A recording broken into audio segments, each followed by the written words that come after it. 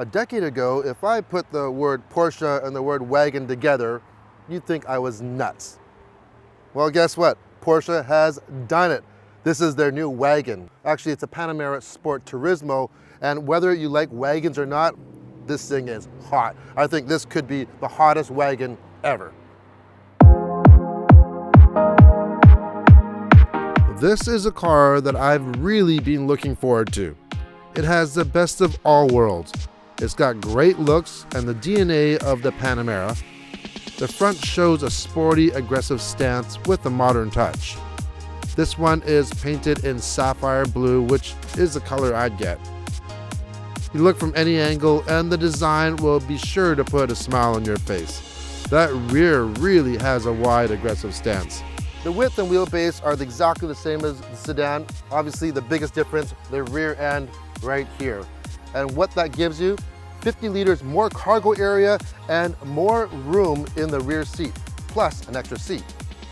Whether you're a seasoned car guy or not, you can't help but be in awe when you step into the cabin of the new Panamera, regardless if it's the sedan or the Sport Turismo.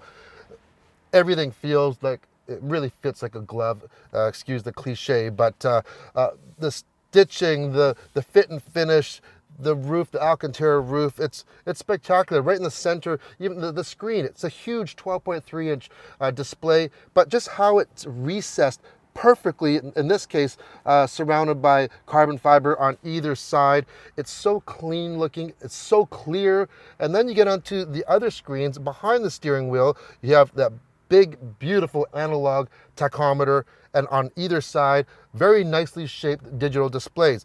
On the hybrid model, you get hybrid specific information. What I really like about it, say you're using the navigation, you have your big map, it's nice and wide, a lot of real estate, and then you have a zoomed in portion on the right side, and you can configure it how you want, and it's really easy to see. Everything's at hand. Now, this is the advanced cockpit that came out with the latest generation Panamera, and when I first drove it, I said I wasn't a big fan of this center stack here. They got rid of all the buttons, and it's all touchscreen now.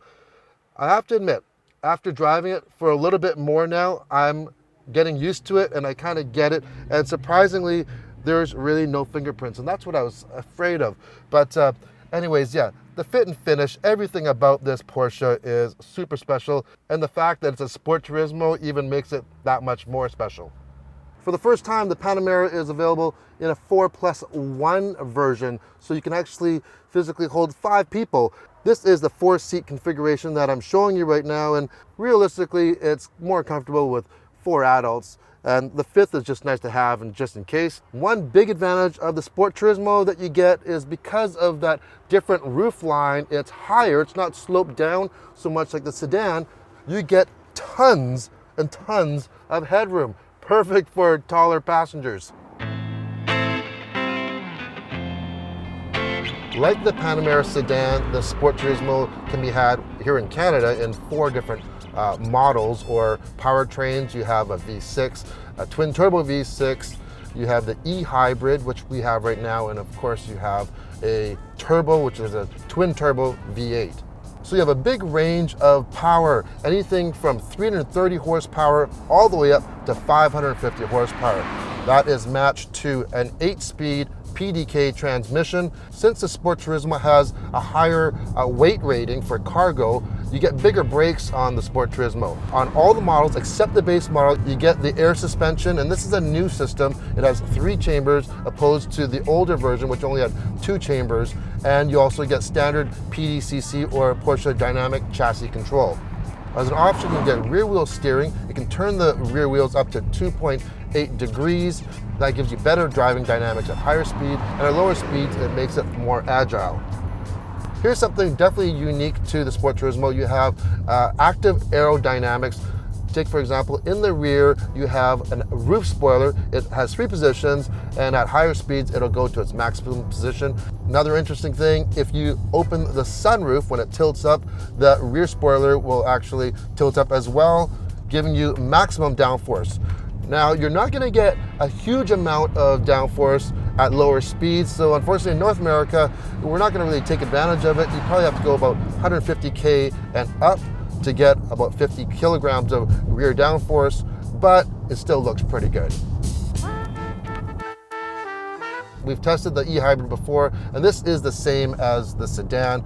It's a great system. It's a plug-in hybrid. You get 50 kilometers of only electric driving, which is amazing. You can save the electricity for later if you want, all different types of settings.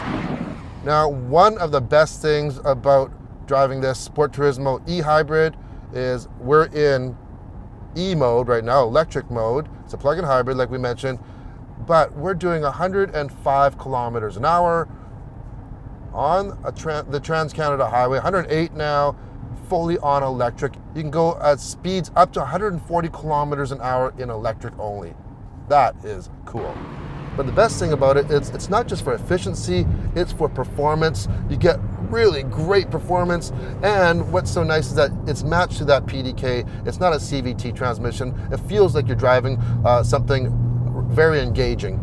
For those who are into technology, this has, of course, all the latest and greatest safety and driver aids, but it has a very interesting adaptive cruise control. It's called Porsche InnoDrive Adaptive Cruise. What it is, it's basically a GPS-based system. It scans the area for about 3 kilometers ahead of where you're driving, and so it knows the corners, it knows the hills, and it can adapt and prepare the car for coasting, for power, for braking, and what gear it's in, giving you the best driving dynamics and efficiency possible. You know, everything that Porsche touches pretty well turns to gold. They made an SUV, the Cayenne, and it took off with great success. Then the Macan, the Panamera, now this Sport Turismo. They think that around 20% of Panamera buyers are going to opt for the Sport Turismo. I think they're going to be surprised that a lot more people are going to opt for this one. I know I would. Why? Because you get more utility for practically the same price, and the looks. Look at it.